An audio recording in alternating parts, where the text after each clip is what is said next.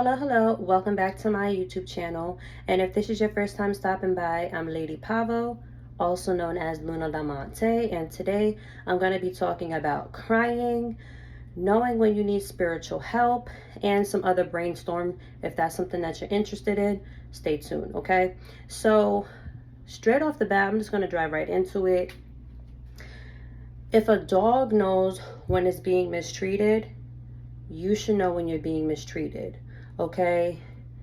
What I'm realizing whenever I do personal readings or whenever I interact with people and they're coming to me for like spiritual advice, I realize that some of my clients will tend to see themselves or hope that the people that they interact with have the same heart as them, the same morals as them, or the same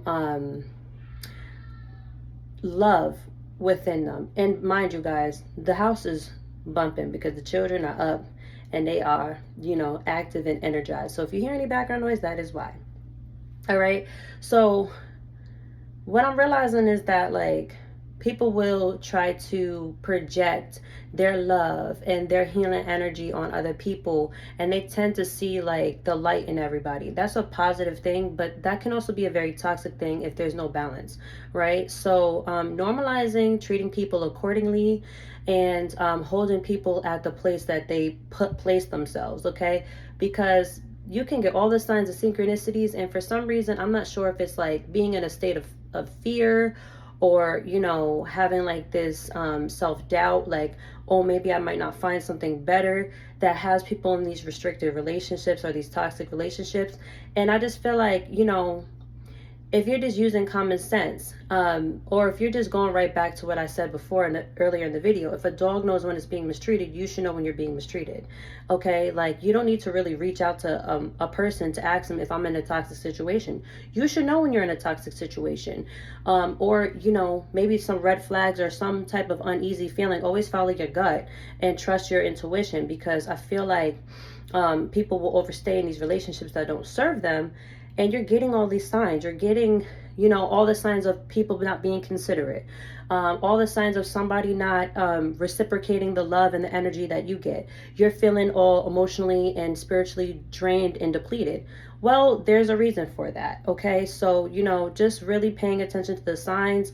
Even if you literally got to write out, all the pros and the cons that this person brings to you, rather this is work, friendship, family, romance, whatever, write it out, because maybe you need to see it on paper. And I literally did videos on like, powers of writing, the powers of, having no expectations is the best expectations. Watch those videos, because those may help you. It will help you save a lot of time, and have people having limited access to your presence, because your presence, your energy is your everything, okay? Now, let's get right into crying. Normalizing crying. People, I don't know what it is, but like, I feel like certain people in society like shun being vulnerable, especially when it comes to men. Oh, you can't cry, you're a weak man if you cry. I don't believe in that. You can learn a lot from children. You can learn a lot from babies, getting out of your ego and being vulnerable. Even I'm not saying you got to go on the internet and cry. I'm not saying you got to go in front of people and cry, but crying to me is baptizing yourself from the inside out. It's cleansing, it's purging, it's purifying. So normalizing crying, getting things out of your system, because that's going to move a lot of things that are stagnant in your energy. Is going to help move those things, get things flowing when you cry. So yeah, let's just normalize crying. Now, another thing I wanted to speak to y'all about is something that Dr. Inky talked about on his lives, and it really hit for me, especially at this time, and things that I've had happen recently, and even things that I've had in the past with my family and friends and those that I love, that they get harmed or hurt because they're in the wrong place at the wrong time. And if you're home with your children will really keep you out of a lot of trouble, especially at those late night hours. I noticed that like whenever I run into people, they're like, oh, you need to go out, you need to get out, you need to have some like girl time, or you need to have some adult time. And I don't really feel that way if it's after hours, if it's not at a reasonable time. I'm not the type of person that wants to be out 1, 2, 3 o'clock in the morning. You know what I'm saying? Especially because I'm into my spiritual practices, and I just don't be feeling like that's a needed time to be outside unless like you really need to get somewhere or you're in the middle of traveling or something like that. But on a normal Friday night or a normal Saturday night, I don't care if it's my birthday or not. I'd rather be outside at a reasonable time. And if you're active and involved in your children's life, they will save you from a lot of trouble. So, anywho, I don't know who needs to hear this, but this is what I have for you at the moment. Oh, and a little bonus message for you as well. I had people reach out to me on my Instagram page, like being kind of passive about getting a personal reading. I'm gonna let you guys know right now, I am not a person that's going to outreach you and seek readings, okay? If you're smart enough to go to a doctor or a professional for help with your body, even if it's a regular physical or preventative visit, it's the same thing with me spiritually. Like, I'm not going to reach out to you just like your doctor's not going to reach out to you and ask you, do you need a physical? Do you need a checkup? Do you have a sore throat? Okay, you're smart enough to know when you need to go to the doctor. You're smart enough to know when you need to go to a person for spiritual advice or spiritual guidance, okay? So, for those people who hit me up being passive, I'm not going to initiate that conversation if you need a reading or not. I will respond to you according to what you're giving off to me, and I will leave it at that. I've had so many people reach out to me, and they're kind of like, well, I have a question about a relationship, but I don't really know. I'm not going to ask you, well, do you need a love reading? No. You're smart enough to say, hey, look, I see you offer 30-minute and hour readings.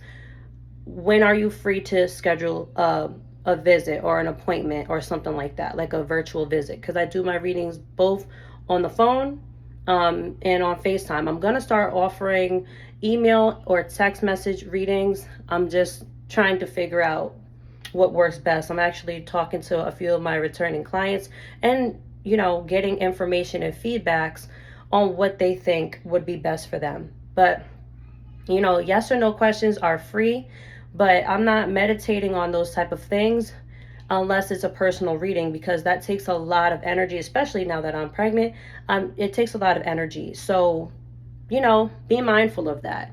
Be mindful that if you need spiritual advice or a reading or spiritual consultations, if you're going to somebody who's not like trying to drain you of your energy or trying to have some type of malicious or ill intent, 9 times out of 10 legitimate readers will not outreach you.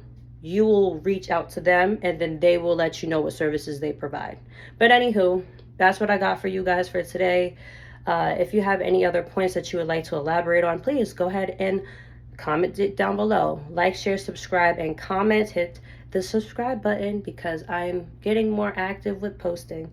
Sending you guys so much love. Stay safe in these spiritual streets and boulevards. I don't want you guys getting scammed out there. I look forward to connecting with you. We are divinely connected. Until next time, peace.